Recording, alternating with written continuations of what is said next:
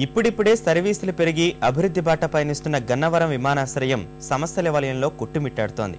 కొత్త విమానాలు ఎగురుతున్నాయని ఘనంగా చెప్పుకోవడమే గాని అవి సకాలంలో దిగుతాయో లేదో చెప్పలేని పరిస్థితి. వాతావరణంలో ఏ చిన్న తేడా ఉన్నా రన్వేపై విజిబిలిటీ సమస్య తలెత్తుతోంది. ఫలితంగా తరచూ విమానాలు రద్దవుతుండటంతో ప్రయాణికులు ఇబ్బందులు పడుతున్నారు. గతేడాది వరకు అరకొర విమానాల రాకపోకలు ఉన్న గన్నవరం విమానాశ్రయం ప్రస్తుతం అభివృద్ధి దిశగా అడుగులు వేస్తోంది. ప్రైవేటు విమానయాన సంస్థలతో పాటు ఎయిర్ ఇండియా పోటీపడి ప్రయోగాత్మకంగా విమానాలు నడపడంతో క్రమేణా రద్దీ పెరుగుతోంది.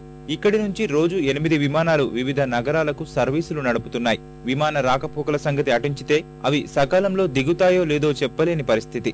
వాతావరణంలో కొద్ది మార్పులు వచ్చినా విజిబిలిటీ సమస్య తలెత్తి విమానాలు రద్దవుతున్నాయి.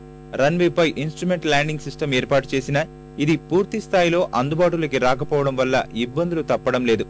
ఇందులో మనం ఇంకా ఐఎల్ఎస్ ఇన్స్టాల్ చేయలేదు కాబట్టి విజిబిలిటీ రిక్వైర్మెంట్ వచ్చి 5000 మీటర్స్ అనమాట నార్మల్ ఇది ఎయిర్క్రాఫ్ట్స్కి. ఇప్పుడు ఐఎల్ఎస్ ఇన్స్టాల్ చేసి ఫిజికల్ ఇన్స్టాలేషన్ కంప్లీట్ అయింది.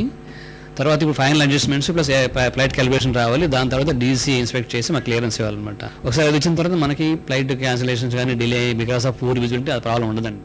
పెరుగుతున్న ప్రయాణికుల సంఖ్యకు తగ్గట్టు సౌకర్యాలు అందుబాటులో లేవు. విమానాశ్రయ పరిసర ప్రాంతాలు బస్టాండ్ను తలపిస్తున్నాయి. ఒకేసారి 2-3 విమానాలు వస్తే బయటే గంటల కొద్దీ నిలబడాల్సి వస్తోంది. మహిళలు, చిన్నారులు లగేజీని చేతబట్టుకుని ఆరు బయట చెట్ల కింద పడిగాపులు కాస్తున్నారు. బయట వేచి ఉండే వారి కోసం కనీసం తాగునీటి సౌకర్యం కూడా లేదు. కోస్తా జిల్లా వాసులకు ప్రధాన విమాన కేంద్రంగా సేవలు అందిస్తూ కొత్త సర్వీసులతో ముందుకెళ్తున్న గన్నవరం విమానాశ్రయం అభివృద్ధికి ప్రజాప్రతినిధులు, అధికారులు చర్యలు చేపట్టాలని స్థానికులు డిమాండ్ చేస్తున్నారు.